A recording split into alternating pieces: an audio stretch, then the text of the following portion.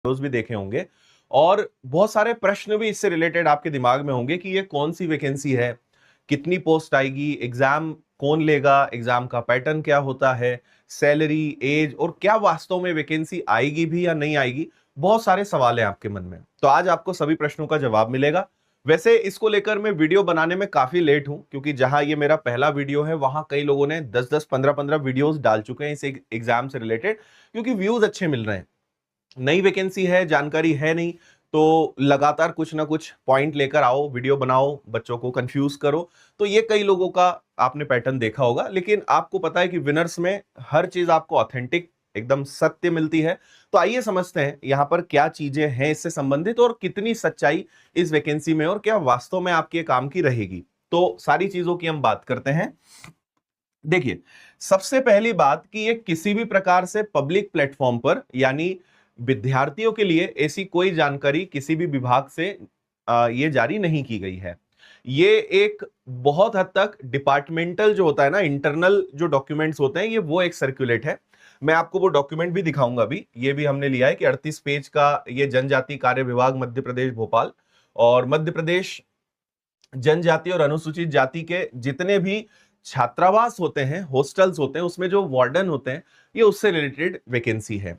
और पहला आपको जानकर खुशी इस बात की होगी कि ये वैकेंसी आपको कुछ समय में देखने को मिल सकती है। कितना समय लगेगा वो बताना बिल्कुल अभी श्योर नहीं है, लेकिन हाँ, ये एक ऑथेंटिक न्यूज है और आपको कुछ समय बाद इससे रिलेटेड वैकेंसी देखने को मिल सकती है। ठीक है, अब इसमें कई सारी चीजें हैं, तो पहले हमने आपके लिए जो बनाया है वो दिखा देते हैं। देखिए, इसमें अगर आप देखेंगे तो यहां पे 3 प्रकार की वैकेंसी है। सबसे पहले वैकेंसी है महाविद्यालयीन छात्रावास अधीक्षक, फिर सीनियर छात्रावास अधीक्षक और जूनियर छात्रावास अधीक्षक। जितनी भी गवर्नमेंट की जो हॉस्टल्स होती है, अलग अलग कास्ट को लेकर बहुत सारे क्राइटेरियाज हैं, तो वहां पे सभी सरकार के ही जो कर्मचारी हैं वो काम करते हैं। तो ये वही है, मतलब गवर्नमेंट जॉब है, इसमें कोई दिक्कत नहीं है। लेकिन मैं आपको बता दूं कि मध्य प्रदेश में वैकेंसी बहुत रेगुलर नहीं निकलती है, बहुत लंबे, मतलब पिछला आप ढूंढोगे तो आपको मिलेगा ही नहीं, बहुत लंबे समय बाद आपको मिल रही है। इसीलिए इससे रिलेटेड जानकारी और सिलेबस में कंफ्यूजन है, मैं आपको वो भी बताऊंगा। तो 369 वैकेंसीज हैं आपकी महाविद्यालय में जो छात्रावास अधीक्षक होते हैं उनकी, फिर सीनियर छात्रावास अधीक्षक की 2736 और जूनियर की 1965। और यहाँ पे आप लगभग इनका, अच्छा एक और जिसको मैं मिस कर रहा हूं, सहायक संचालक।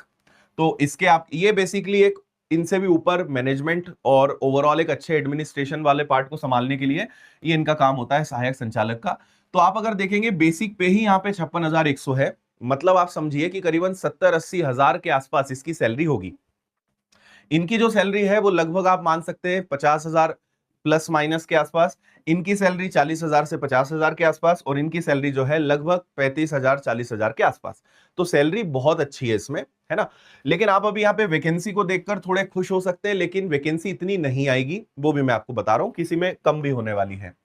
इसमें न्यूनतम जो एज है वो 21 ईयर्स है। योग्यता अगर सहायक संचालक की बात करें, या थोड़ा सा टाइपिंग एरर है, मतलब फॉन्ट चेंज हुआ है, स्नातक है ये।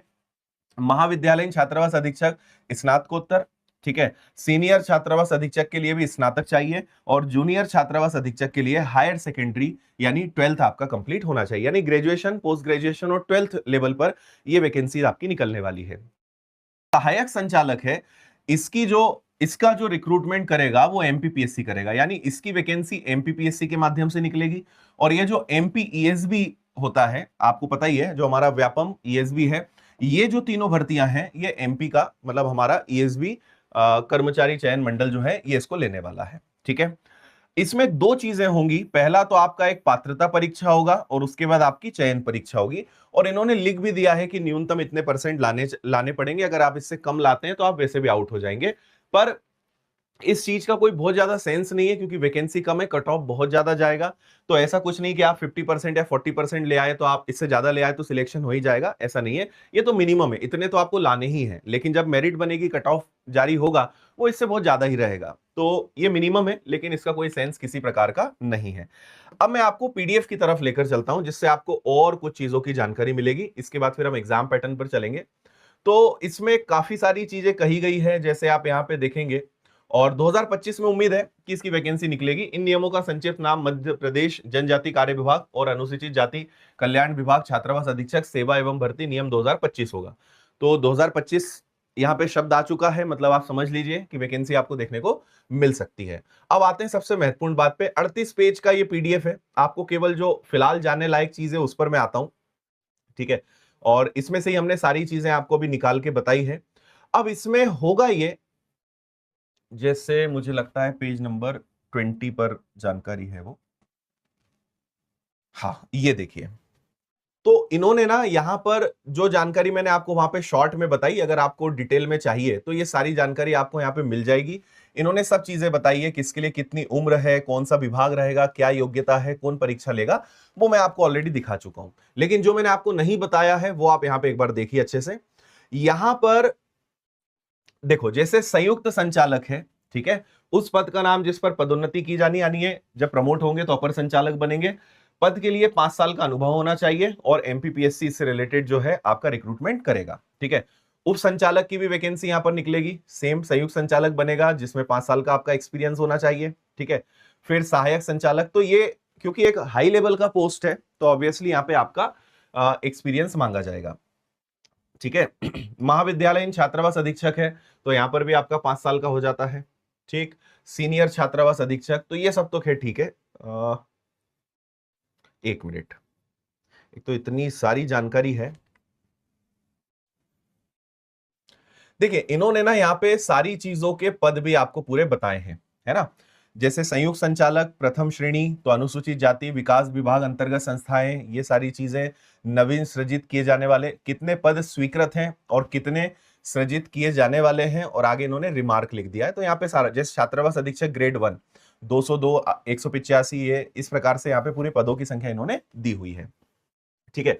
तो ये टोटल यहाँ पे कितने पद रहेंगे, तो आपके टोटल यहाँ पे जो पद रहने वाले हैं 4866, 4893। वापस से हमें ऊपर जाना पड़ेगा, यहां पे आपको समझ में आएगा कि वर्तमान में जो स्वीकृत पद हैं और नवीन पद जो हैं, तो हम अगर इसी कॉलम पे चलते हैं कि वर्तमान में कितने पद आ सकते हैं, तो उसकी जो टोटल संख्या रहेगी वो 4866 रहने वाली है, और ये पदों की संख्या और आ सकती है, ठीक है। तो आपको इसके पहले जितनी भी वैकेंसीज दिखी हैं उसमें 2 हिस्से होंगे।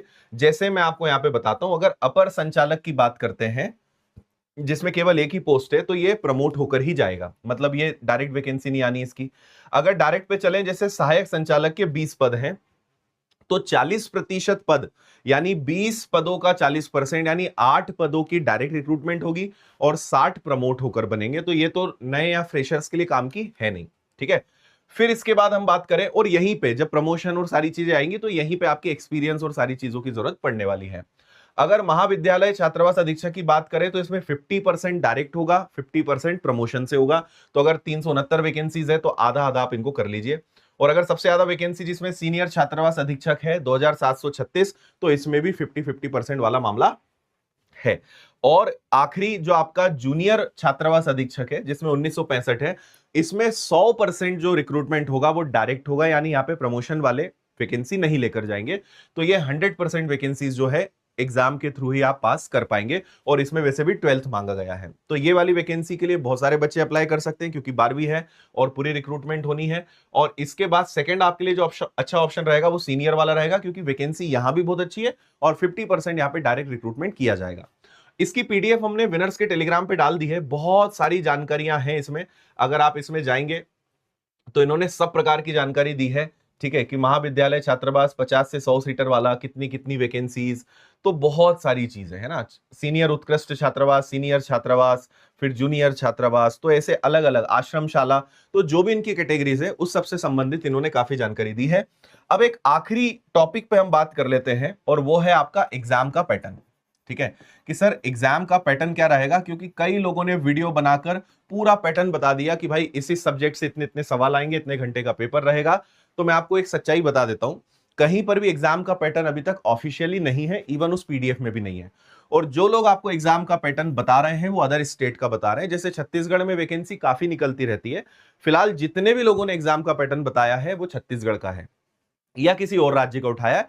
मध्य प्रदेश का कोई अभी एग्जाम पैटर्न यहां पर नहीं है। लेकिन क्या हो सकता है, तो आपको यह बता दूं कि भले एग्जाम पैटर्न नहीं है, लेकिन आप ये समझ लीजिए कि मैथ्स, रीजनिंग, जीएस, साइंस, फिर वही आपका एमपीजी के और current affairs, economics, static GK, ये सब्जेक्ट्स तो आपके रहने ही हैं। है ना। हिंदी या इंग्लिश में से क्या आ सकता है वो पता चलेगा। तो हो सकता है कि हिंदी इंग्लिश में से एक विषय हो या दोनों हो, तो आपके ये सब्जेक्ट रहेंगे। भले पैटर्न नहीं पता है, लेकिन पढ़ना आपको यही सारे विषय रहेंगे। तो अगर आप इन विषय को पढ़ रहे हो तो आपको इसके लिए कुछ खास अलग से नहीं करना है, और नहीं पढ़ रहे हो तो जरूर आपको तैयारी इसके लिए शुरू कर देना चाहिए।